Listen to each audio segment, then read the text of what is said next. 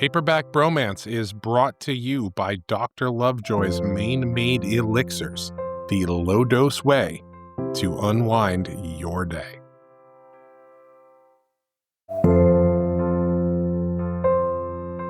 Welcome to Paperback Bromance. This is a podcast where we read modern and classic romance novels and give them in-depth reviews. But here's the thing. They can only be secondhand novels. We have to drink boxed wine. And Matt has read the book. I'm David Joseph, the guy who has to read all this smut. And I'm here With Matt. And I'm Phoebe, who reads the steamy.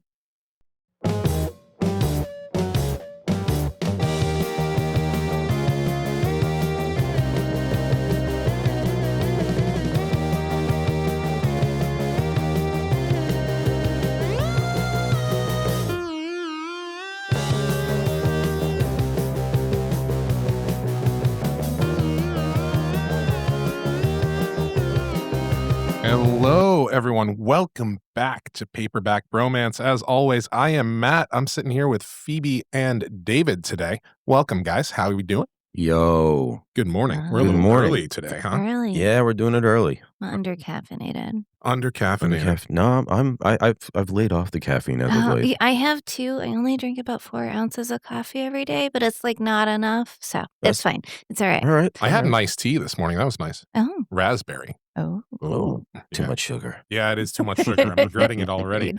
But I am awake and I'm ready. I am ready for our book today, which is Chance of a Lifetime by Yes. Jude, Deveraux, and Tara Sheets. It took 2 to write this book. Oh. It did take 2. It Yeah. did take 2. They do say it takes 2 to tango. So we're And they do tango. Not tango exactly. There's some waltzing. There's some mild waltzing. mild waltzing. Yeah. Yeah, so we're reviewing the Providence Falls series, in fact. And that's right, we're going to be doing 3 episodes because I didn't realize that this book was part of a series when I read it. Whoops. Yeah, because I was very angry and frustrated towards the end of it, and so I looked it up. Because it's to very figure- anticlimactic. I know. It was No. boring There's not a at the single end. climax in that book. No, it's very... No. But it does get kind of cool with the whole, like, murder mystery detective thing going on, because you kind of forget that they're cops Yeah. in the beginning until, oh yeah, someone dies. Oops. Someone Anyway, always dies, right? Yeah. someone always dies. So as always, there's going to be a ton of spoilers in this podcast. So if you want to take this journey with us, hit pause, grab a copy, and then hit play again, and we'll be here when you get back. This book tells the story of Liam O'Connor, a rogue thief in 1844 Ireland. He falls in love with the squire's daughter, the enchanting Cora MacLeod.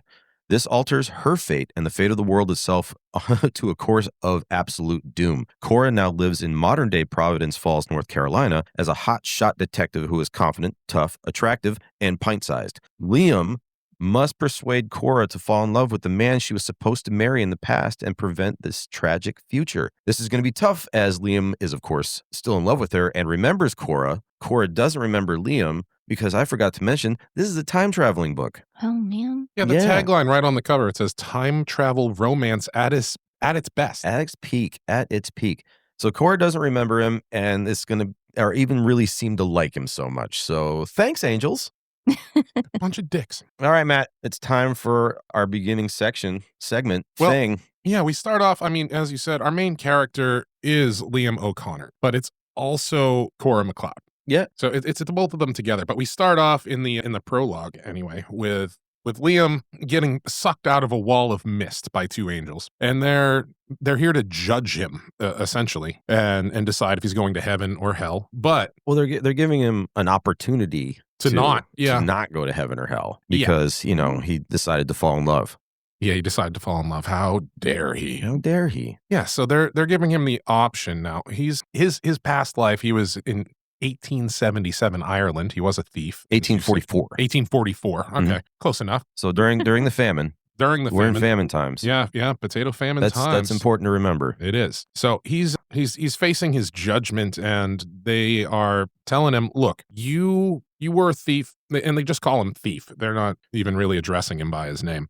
They talk down to him So bad. You so rogue. bad. So bad. So they're giving him the option to go back to Earth and live life again and correct his wrongs. And His wrong was falling in love with a 17-year-old squire's daughter. And stealing, but it was kind of a Robin Hood type of thing. Yeah, he was a Robin Hood Yeah. type of guy. He He was giving the stole money- from the rich and he gave the money to his brother and his family Yeah. so they could feed their kids, essentially. That seems pretty noble. I'm not gonna lie. It was pretty Yeah. nice. The He was a guy- nice guy. He hung out with a bunch of Not- D-bags for Not so nice guys. lack of a better term. Yeah, they were known as the Bricks. Yeah, we're known as the Bricks. A couple twins who were, I mean, they had brains like bricks. They were a couple Dunskies, Yeah, they sound like meatheads. but they were just big and muscly. And then their buddy Boyd, who was just greedy and wanted nothing but cash, even though he made mistakes in his chase for this cash. Yeah, he married a gold digger too, He married a gold digger. an 1844 gold digger. So the prologue, yeah, the angels are talking down to him and basically giving him this option. Mhm. And then we cut into his life and when he met Cora. Mhm. And he's hanging out in the bar with his friends here, as we're talking about, and they have a grand scheme to go and rob the squire's house and then burn it down for no reason. Not sure Yeah, why it got they're- real dark real fast. Yeah, they just wanted to burn it down. I'm not sure why. They just wanted to do it because they're assholes, I guess. So Liam comes up with this grand scheme that he's just going to go rob the house by himself in the night instead of tomorrow with them Right, to, save the house and anyone who may be inside of it. because he's a thief, He's a thief, but he's he's a not good a guy. bastard. He's a good guy at heart. He means well, I Mhm. guess. So he goes, he takes off his shoes and he climbs up this trellis and pops open a window and then he steps on something right away. It's a seashell, a spiky seashell. Yeah, And then- straight out of like Home Alone. Yeah. Ow. Then Ugh. all of a sudden there's a voice that's, "Oh, are you okay?" There's a girl reading. It's Cora. Surprise. Spoilers. She's reading by candlelight in her bed. And she's like, "Oh, let me help you. Here, sit down on my bed." And she grabs some cloth and a bowl of water, and she treats his wound, which is it's quite odd for someone who I just already have so climb in many your windows. questions. You know, yeah, And having a lovely conversation the entire time. they're climbing in your windows and snatching your people I up. mean, if he was climbing, wouldn't he see that there's clearly a candle or something on? Well, I and- didn't see it clearly because it's just one candle from down. Yeah, they're like on the other On the side of the ground. room. Okay, it's all right. Okay, it's fine. He's more taken aback by the fact that he just broke into this girl's bedroom and she's like, trying to and help she's him. cool with it. And he actually says, he's like, "Is this girl daft? Like, what is going on?"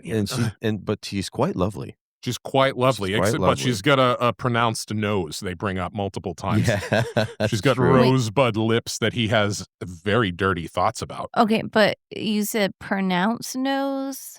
Yeah, That's like a But- proud but pronounced nose. okay. more pronounced. But that's so Mm, that's different than a big nose. I want to just Yes. but they Speaking mention the from size someone of the nose that multiple times. has a thing about noses.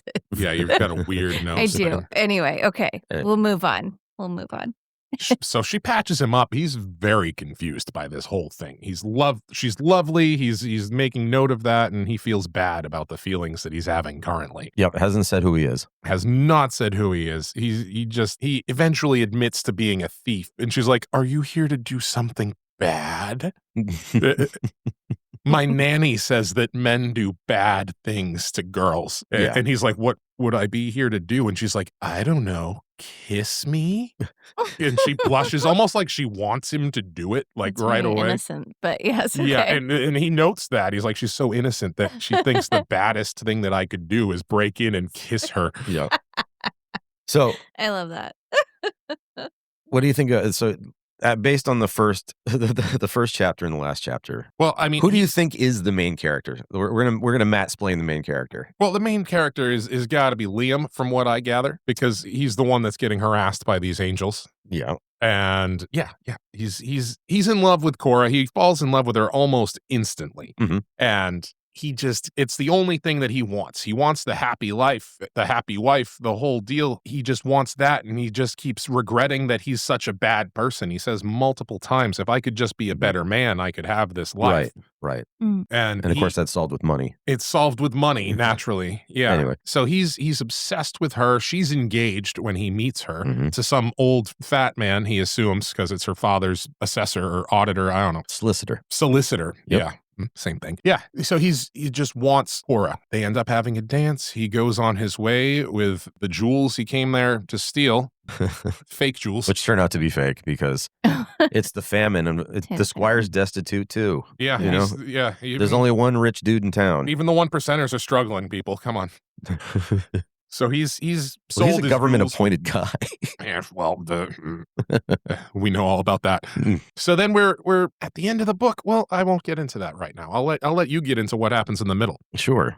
So he's just a love obsessed money guy. He's looking for money. Looking for love, and in all the wrong places. It turns out. Yeah, it took me some time to figure out that Liam is in fact the main character. And as the angels say in the beginning, he ruined the course of time. Yes. By meeting this woman. Yes. Because she was supposed to marry this rich asshole. Well, We're presumably assuming. he's rich. Yeah. And then have a child that changes the course of history. Yep. Oh. And that was what was supposed to happen. And by interrupting that because of with love, their affair and his love, yep, it changed the course of history. So now he can either go to hell or they send him back reincarnation style. Yep. And he needs to correct it. They call it a time travel book, but he's the only one that time travels, really? Yeah, I think it's more reincarnation because she's lived multiple lives since they first met. Right. And every time she dies in a horrific fashion. Oh. Because he has like cursed her forever because she can never find the right man. Right. Because now she's afraid to love. Yeah, Liam's got this massive chip on his shoulder, and he's an odd mix of like 1800s chivalrous manners. So if he sees Cora in like a workout outfit, like a traditional workout outfit, spandex and a sports bra, right? Yeah, he's gonna lose his collective shit. Yeah. Oh yeah, just immediate like tight pants. So yeah, he's got, but he's holds the door open, stands when she enters the room, you name it. But he's at the same time a hot-headed broski because he is still his 18th century self. Yes, but and the angels tell him like, there's a learning curve here. You're gonna have to fake it till you make it. Yeah, he's like, what's this computer? Yeah, they like taught him how to drive, and that's about. Oh man. Yeah. I love it. He's chivalrous but instantly jealous if anyone who looks at Cora. He's devastatingly handsome. They make that very, very clear. And he's got that freaking Irish accent, so there's that. Hells yeah. So he says I and oi a lot. Oh yeah, oh Jesus wept. Oh god. The stereotypical fashion. He's a cop, loves cheeseburgers because he's originally grew up in the famine. So like, what do you mean I can go to this restaurant and you're just going to give me this beautiful, delicious cheeseburger? A lot of cheeseburger talking Beef there. and cheese. Yeah, it's almost a romance novel about cheeseburgers. Yeah, like, this guy just loves Five Guys. He's all about. He loves to drive really fast and is of course hella overprotective. Yeah. And that's it. He's a man's man, kind of knows how to function in this new time that he lives in. Burgers and ale. And he's got 3 months to try and get Cora to fall in love with a Mr. Finley Walsh. Only 3? Yes. Only That's 3 months. And it's exactly what he doesn't want, of course, because he Well, wants Cora for himself. No, and he thinks that Finley Walsh is a stuffy, overbearing, jerk. Not a POS, but just dull as dishwater, I guess Yeah. is the best way you can describe it. This Just- paper plate has more personality than this And guy. she's not into him either. And she's just not into love because, she got burned in her first life. Which with she doesn't Liam, remember. Which she does not No. remember. And she's, she's dated some sleazos. But it changed her personality in all of her ensuing lives. So now she's afraid of love. She's not pursuing it. So That's very I guess we've segued to Matt Splains the plot. Yeah, that's So right. you've there. got some mansplaining. Yeah. Yeah, so he gets You sent think back you think she's afraid of love? He's been sent back and to North Carolina To be a police officer. Yep. Where she is a police officer which is hilarious because he's a thief. he's a thief. And his old scummy buddy Boyd is the police captain. Oh no. Yep. And they go way back, they reference. Oh. They go way back. So But Boyd also doesn't know that he's living another life. Mhm. Okay. Yeah. So it's everyone's surprised. And yeah, That's funny. Again, I've only read snippets, so like now it's like clicking, so it's fine. So Okay, Liam I'm likes here to for this. crack jokes. I mean, he's a smart ass Irishman, you know the type. Yeah, like two. I'm married to one. So he's cracking jokes about like, oh yeah, you don't know how far back we go, buddy, like kind of thing. And there's talk of like, you must have a guardian angel, and he's like, oh, I've got 2. Got 2 actually. He's like, this isn't time for your jokes, O'Connor. Like, It's almost like a scene from Fast and Furious. Oh, I love He's, this. I mean, it almost is. Like, he likes driving fast cars. His last name's O'Connor. Yep. Yeah. If only we had Dominic Toretto in there, it'd be a whole thing. And Coronas. Yeah. Yeah. Coronas. They talk about drinking margaritas a lot. No, Close enough. it's pretty close. Still. Pretty close. Yeah. It's still a Mexican-inspired drink. So Yes, I'll take it. And then, I mean, well, in Fast and Furious, you've got Mia, the forbidden love, at least in the Right. beginning, and Cora is his forbidden love. And he wants her for himself. That's the whole point of this, but he's forced to try to set her up, with this Finley guy, Right. or face eternal damnation. Right. And we know that he's not a huge fan of Mr. Finley Walsh, even though he's never met him. Never met him. And at some point, he's implicated in a murder. And who else but Cora, who is able to clear his name. But they still have to solve this case because the mayor is going crazy on Boyd. It's almost election season, and he's like, you're going to get this case solved. All the pressure. And, of course, Boyd is putting that right on Cora and Liam, and the rest of the squad. Yep, and the rest of the squad. So, and that's pretty much the book is them not banging because he's not allowed to. It's actually mentioned that if he sleeps with her, then that is failing the mission. Yes. So he can't even go get in a quickie and then set her up with the next guy. He's got a hands off. Hands off. Yep. So he's just eyeballing her. And hard. In the beginning, so you covered the first chapter and meeting in 1844 and turning the tides of time and fate. The two angels are Aegon and Samael. I'm guessing. I can't pronounce Samael. Samael. I'm going to go with Samael. Sure. In the Department of Destiny is where they were. We jump.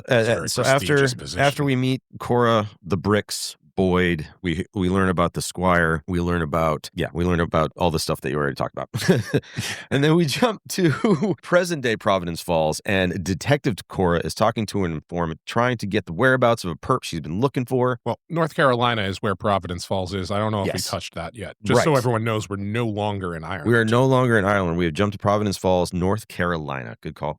We quickly learn that this lady is not to be trifled with, especially with 12 years of karate under her belt. And so she, we learn that she's a badass. She takes down a perp with a baseball, it's got a baseball bat, and she does some karate moves, takes him out, and then we cut to the bar and it's party time. We meet Suzette, her new bestie, Cora's quick as a whip friend, and she's trying to get a new roommate because Cora has her eyes set on this cottage that's at the edge of town. It's got a babbling brook behind it, lovely flower beds. It's like it's the dream home that she's always wanted. Right. And which is actually mentioned in the beginning, in the first life. There's a cottage that she said she would love to live there. It's so cute. There's flowers everywhere right next to a stream. And that's while she's in her mansion that's falling apart. Alone, because in both the old life and this life, she has lost her mother early. She was like 5 or 6, and her father became super overprotective. That is definitely a running theme in this freaking book, is how nobody will let this woman just kind of live her own life and make her own mistakes. We are also introduced to Finley Walsh, the man Cora was supposed to marry back in 1844. She finds him handsome and but still sort of stuffy and uptight. Like she pictures he kind of sits around in big oversized chairs drinking Hennessy and talking about British Broadcasting Corporation and cigars and sitting around Notice a whole how I bunch didn't of say books that he's BBC. never read. Yeah, never taking chances in life, always taking the safe route. That's how we're seeing Finley Walsh. Like he's a surefire thing. He's a top shot lawyer. So all is going well, and the margs are flowing until she gets a call from her very overprotective former police chief father telling her that she has found her new roommate. And her dad isn't taking no for an answer because her new roommate is someone that his friend Boyd, who is now the police chief in Providence Falls, of course, was born in Ireland. And Liam was friends with him in this life now. But Boyd left for the States really young. And now Liam has come over to the States. He's gotten the job as a police detective in Raleigh. So they're both still from Ireland. They're both still from Ireland, but Boyd has pretty much lost his accent and everything because he came over here when he was like 12. Sure. All right. So we now meet Liam in the modern times, and he awakens in the bed of one Margaret Brady, who we had learned he had been having an affair with back in 1844 before meeting Cora. Gross. So, of course, Liam has limited knowledge of this new world. So does some flirty wordplay with Margaret to try and get a handle on the times before he gets a call from a Mr. Hugh McLeod, Cora's father, telling him that he should move in with his daughter, but she isn't quite on board yet. Going to take some convincing. Now, how flirty is this? Because he was not very flirty. So I mean, in the we're 18th talking, century. we're talking. You know, he's older now. He's gotten that knowledge from the angels, that limited knowledge about this world,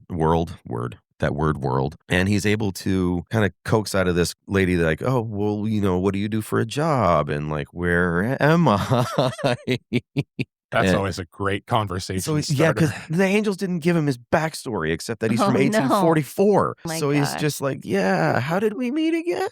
And yeah, right. When you wake up in bed next to a woman, it's like, hey, where am I? Who are you? Right. And she turns out to be a botany professor here in Providence Falls. Liam has just kind of come from Raleigh, and they had met in Raleigh. So this is what the angels have concocted for him. They met in Raleigh previously at a bar, and then he wakes up. So they haven't been together for a long time. This is their one night stand situation. They'd already had the one night stand situation. She's married to a very rich guy, and so he's finding all this out. Gets the call from Hugh McLeod, Cora's father. It's just like, all right, I'm here to pick you up. Let's go try and convince my daughter that you should go live there. And they go and meet her. We discover that the angels have made it so that Liam can't physically touch Cora, or he feels pain. Oh. So she sees him get out. They are definitely not laying. Right. So they are not making this easy. So she sees him get out of the car, and she's like, whoa, I feel like I know this guy, you know? But oh, you do. We got like this weird deja vu thing going on. And I got the tingly butterflies. And then she goes to shake his hand, and he like jolts back because he wasn't, again, the angels didn't tell him.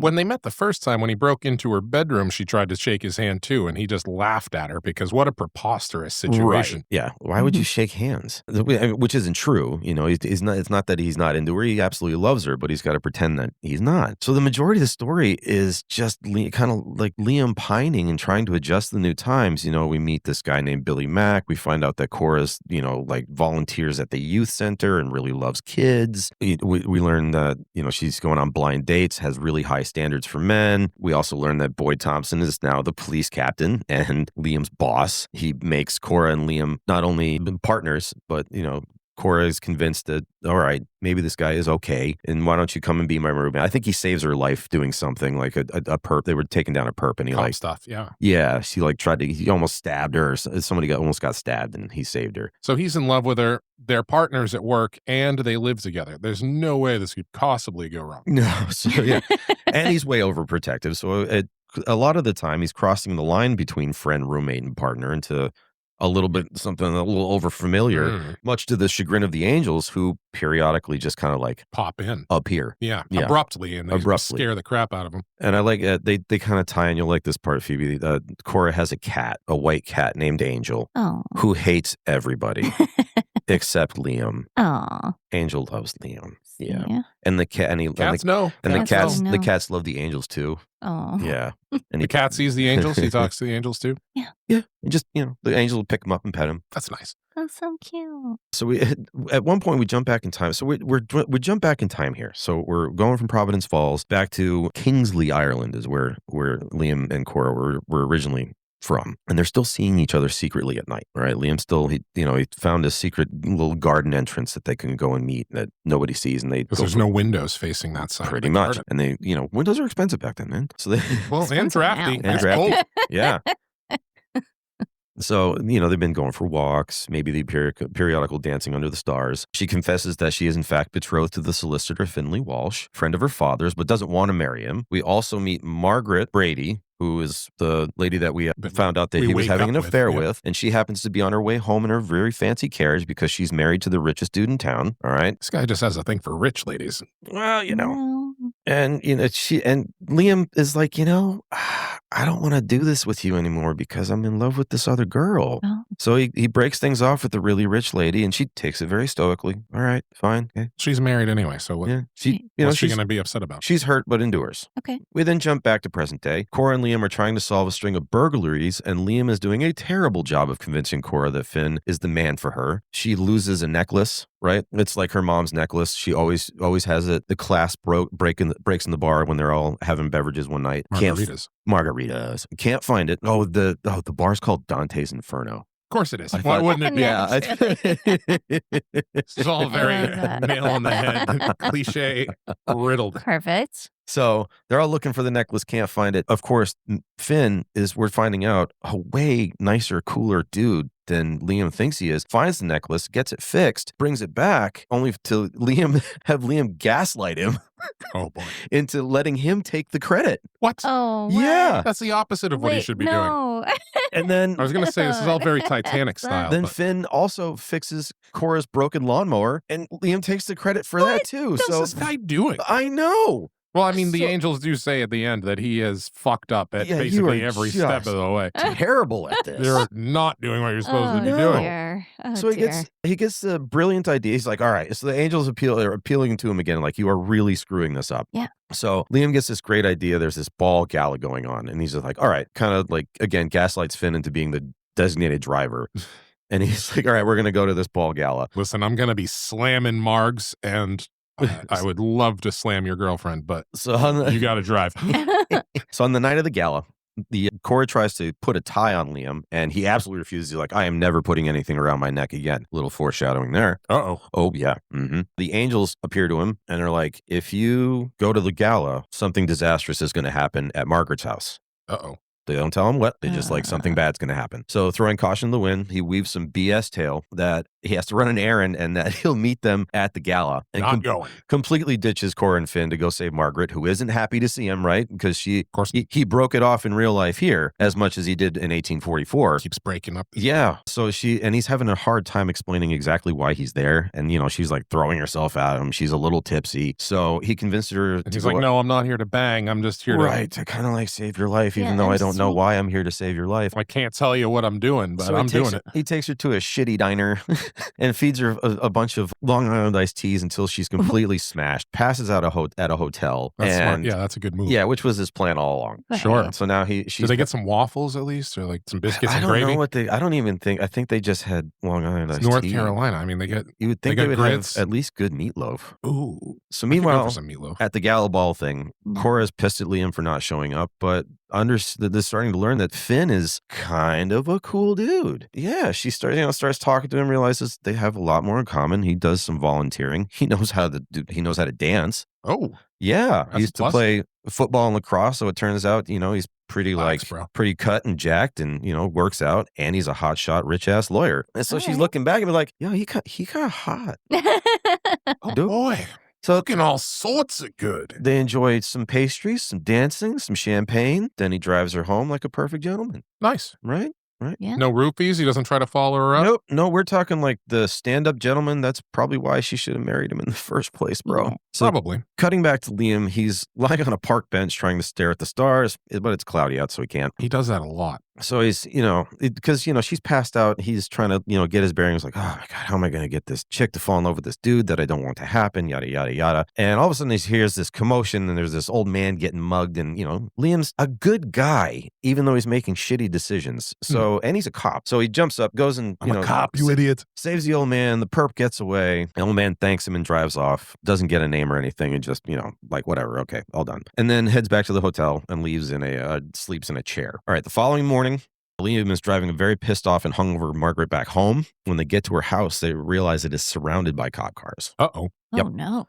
Turns out her husband was murdered that night. What? And instead of revealing that they were having an affair, right, even though he's ended it, Liam and Margaret claim that they barely know each other. Yep. It's like, oh, we're just happen to be here. It's why I don't know why. Well, he's a cop. He can just say he's on the job, Yeah, he right? said he got the call, and then they kind of like covertly walk up to the scene separately. We also learn with Liam and Cora they're in charge with the investigation. They go talk to pawn shop owners, stuff like that. They're trying to figure out why Margaret's husband was back in his house because he was supposed to be away out of town. But the pawn shop guy, they're just trying to lowball him. They're trying to see because some jewelry was missing. So they're like, was any jewelry sold here? I think they find some. I can't really remember. I'll give It's you not that important to the Best story. I can do is about $14. But they find out, a woman comes forward and find out that Margaret's husband was having an affair too. Oh. What? So that's and so he was playing the hot and cold, like, oh, I'm going to leave my wife. I can't leave her quite yet. Oh, I'm going to leave me. So she finally puts the line in the Stabs him sand. in the face. No, just draws the line in the sand like, no, this is done. I'm done with you. Oh, Either leave her or we're over. And, she's more his age. Margaret's significantly younger than he is. Anyway, he had gone back to the house to take some of the jewelry that he had bought his wife to go give to the new mistress as a present. Oh, yeah. The guys in this story are just top notch. Gross. here, I'm not going to leave my wife, but here's her jewelry. How does that make you feel? Yeah. So during the investigation, some evidence pops up that implements Liam. It was that freaking tie that Cora bought him. So what's the tie doing there? Well, it probably fell out when Margaret was throwing herself at Liam. And we've got some hair or DNA evidence on here. And it's like, you were here. You're the guy. You were here. There's no DNA on her husband, but there's evidence that he was there, right? And then they find out that he does in fact know Margaret. So there is a reason to kill this guy because he was having an affair with her. Yeah. So he's suspended, wallowing in whiskey and self-loathing. The angels are appearing and being like, dude, get your shit together because you're going to hell if you don't. Why don't you try reading some of these romance novels that Cora is such a fan of? Maybe it'll get you some ideas on how to get Finley with her. That's amazing. So, I love that. So there's a callback. Liam has made friends with this informant that we kind of meet in this beginning of the story, Billy Mack. He's this like street kid. He's only 16 in the foster care system. That was my favorite MRE while I was in the Navy. Billy Mack? No, I'm thinking of Chili Mac. Sorry. Oh, Chili Mac. Okay. So, of course, through this informant, we find out that one of the guys that his foster father is friends with was shooting off the mouth about how he had assaulted this old man trying to rob his ATM. So Cora detains him, does some hotshot detective work, gets him to admit that he was in fact the one that assaulted this dude. He's also the guy that's been doing this string of robberies that her and Liam had been trying to solve. And that clears Liam's name because Liam was in fact not there at the time of the murder. He was saving this old guy from getting mugged. Right. And here's the perpetrator admitting like, oh yeah, this cop came out of nowhere and punched me in the face, and then I ran away. Right. So Liam's cleared. That happens. Right. Liam's cleared. We cut back to the police precinct, and Boyd's like reading him the riot act, like, don't ever pull that crap again or I'll have you for obstruction. Oh, by the way, here's some evidence that got sent to me. It's a selfie outside of the Brady's house, and you can clearly see two figures in it. But don't worry about it. I'll take care of this. Don't worry about it. Don't worry yourself. Look into the other leads and stuff like that. And that's kind of where we leave it off. We cut to Cora, Liam, and Suzette at the lake having a nice little swim. Yeah, I don't really know who Suzette is, but Suzette is Cora's bestie. Oh, yeah. Wait, Bestie. Yeah, she was the one who was trying to get a musician to be Cora's roommate in the first. This would be the second chapter that you didn't read. Yeah, sure. Yeah, she's quick as a whip. I mean, I don't read the book. I don't read almost. That's the tagline of it. No, that's the tagline. You don't read the book. Yeah, right, I'm just making sure everyone knows it. I did not read this. I'm just making it up, and I'm just oddly good at guessing. Yeah, it's kind of scary. Yeah, Suzette is her bestie, and they're out having a nice little lake swim, nice little late summer day. Yeah. Liam is laying down under a tree, and Cora's giving him a hard time about it, and he's like, well, you said we're coming to the lake to relax. That's what I'm doing. I'm relaxing. Leave me alone. Let me relax. This is how I relax. Yeah, she says she didn't come out here to nap all day. So baby, go relax. So yeah, then he's scoping out her sundress that is way too short by his thinking, but of course he's from the 1800s. Yeah. And then she takes it off and is just like, what are you wearing? It's a bikini, like, chill out, bro. Strapless top. And can you hear me all the way back there in 1844? It fits her curves perfectly, and he's just like, 6 to noon. Yup. My God. Ready to go. 6 to noon. And then the angels show up. Boom. Yeah, and they're like, dude, stop it. Get this done. You've got you got like a month or so left. And so we learn that at the very end, the angels have decided to up the ante. And that's all they say. What? They're just like, we're gonna send a little motivation to Liam's way. Oh man. Yeah. That's it. And then that was the end of the book. Rude. Yeah, they're going to motivate him even harder than he already is. I finished reading this book and slammed it on the table and went, what the actual fuck? What kind of ending is this? Started, Google. I'm Googling because I don't look up. I'm going to start looking up these books from now on. But it says right on the cover, a Providence Falls novel, which kind of insinuates that it might be potentially a series, but it's not clear. It doesn't say part one of. That almost ends as bad as Fourth Wing did. So yeah, then I love. But you think like the way they wrote it, that that they were planning on making this multiple books, you could they should say book 1. Once you get to the end of it, you're like, okay, why did it end like this? And then a quick Google search, you're like, oh, it was book 1 in the Providence Falls series. Dang it. Well, and Jude Deveraux must know what she's doing because she's the author of 43 New York Times bestsellers. Yep. Oh. Yeah. I don't know if they're Pulitzer Prize winners, but well, they're New York Times bestsellers. We know that much. So this normally segues to our next segment where Phoebe reads the steamy, but And now for a word from our sponsors. And this episode has been brought to you by Dr. Lovejoy's Maine Made Elixirs Dream RX Blueberry Nightcap. Hey, David, I've been having some hard time sleeping at night. oh well, if I have a hard time sleeping tonight, I drink Dr. Lovejoy's Blueberry RX. Do you know why? No, I'd like to know. Well, it's got a low grade THC, and it also has CBN. What's CBN? CBN is what happens to THC when it grows on the plant. It makes you super sleepy Oh, and think- helps you stay asleep, man. I think I might try that. I Night- feel tired Matt. already. Did you happen to pick up any little bits through the So, book? I think I read, you told me to start reading about like a third of the way in. Mhm. So I read the chapter or at least part of the chapter where they meet for the first time in this lifetime Yeah. kind of situation. And I'm like, at first I didn't really like, so my perspective of like not even reading the back of the book, and then I did, and then I was like, oh, actually that's really fascinating. But it was definitely about her like getting all these like weird deja vu, and like there was a scene where she makes breakfast for her dad and him, Yeah. and he is like eating like a stack of waffles like with his hands, and she's like, why have you like never like when was the last time you ate? And he's like 167 years ago or something. It's been a minute. Yeah. He keeps cracking all these jokes was, about not existing since Right. the 1800s, and no one gets No it. one They think he's picks just it a up. weirdo. They fall so flat. It's so funny. They're So just like, yeah, like, alright. so then I was like, what is happening? So I read the back of the book, and I was like, oh, actually, that's kind of a cool concept. So honestly, my biggest takeaway was the little snippet that I did read. I actually want to read the whole book because I'm kind of fascinated. It's good. It's a good story. Well, we're getting a long Um, flight coming it's- up. You got I plenty know, of time to sit I know. down I'm with it. probably gonna have It's to. unbelievably frustrating how the men in the book just don't let her Ugh. make her own. I mean, she ultimately makes her own decisions, but they're just like, well, I must protect you. Right. It's like, no, Like, badass, 12 Even though- years yeah. in karate. She's a badass, and She she's don't more need than your capable of so taking care of herself. frustrating. Yeah, she is not the same soft, sheltered girl that she was in 1844. Right, She's right. a 17-year-old with the rosebud lips. Yeah. right. She's a badass detective It of is- 25 years or something Yeah. like that.